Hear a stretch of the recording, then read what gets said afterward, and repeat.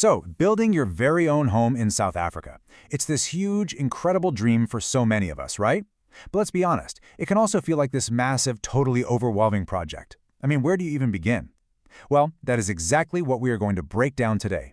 We are going to hand you the blueprint, step by step, to make that dream a reality. So, let's get right into it. Just take a second and really picture it. A space that is 100% yours. Every single room, the layout, all those little details you've got saved on Pinterest, all designed exactly the way you've always imagined it. It's a powerful idea, and yeah, for a lot of people, that is the ultimate goal. But, turning that vision into an actual, standing house, well, that means we have to bring it back down to earth. And the reality is, before you pick out a single paint color or tile, you have to get the numbers right. Which means starting with the most critical piece of the whole puzzle, your budget. So, let's jump straight in. Section 1. The blueprint for your budget. This is where we get serious and talk about the real numbers.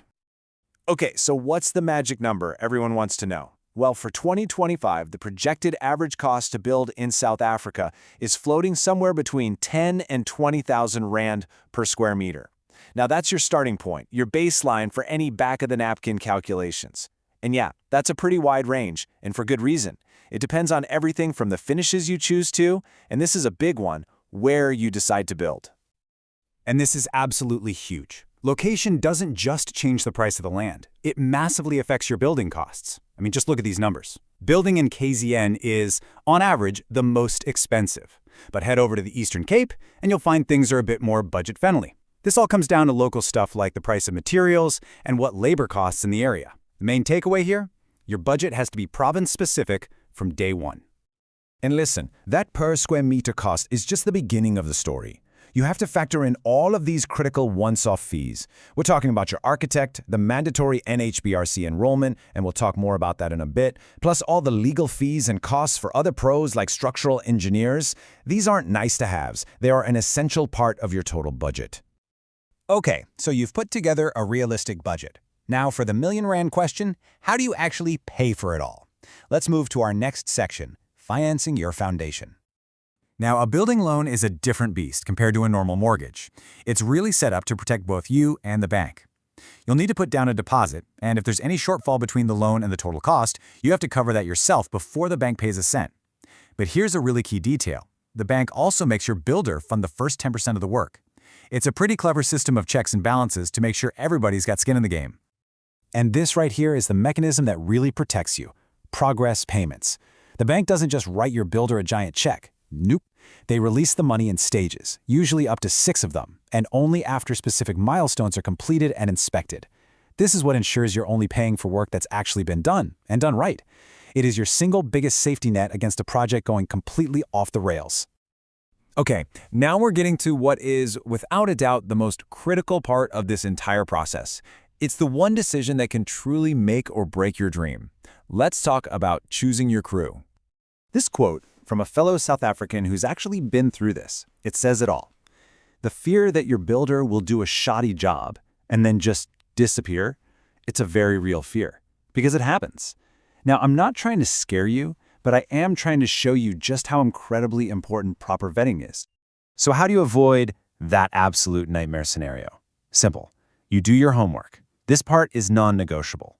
Go visit their past projects, actually speak to their previous clients, get at least 3 detailed quotes so you're actually comparing apples with apples. And please, for your own sake, read every single word of that contract.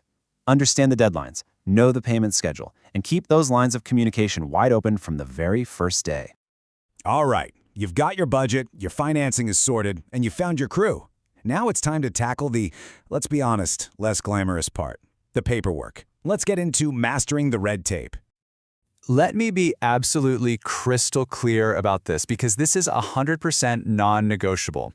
Your builder must be registered with the National Home Builders Registration Council, or NHBRC, and your specific project has to be enrolled with them. If it's not, you get 0 warranty on structural problems, you have no legal protection, and this is the kicker, if you ever try to sell your home, no bank will finance it for the next buyer. This is an absolute deal breaker, no exceptions.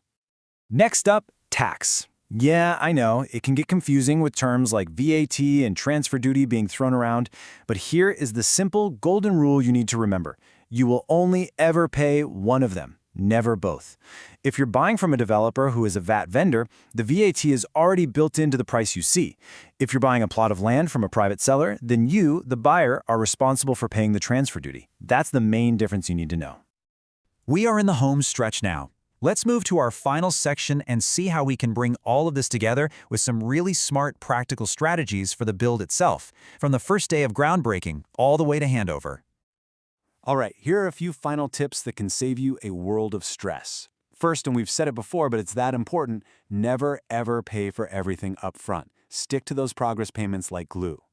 Second, here's a bit of an insider tip. Think about building in winter. I know, it sounds weird, but contractors are often less busy, which can sometimes mean better pricing for you. And finally, insurance. Make sure your builder has what's called Builder's All Risk Insurance while they're working, and you need to have your own homeowner's policy ready to kick in the very second you get those keys.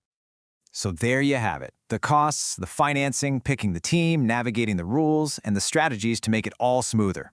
The blueprint is officially in your hands. So the only question left to ask is, are you ready to build your legacy?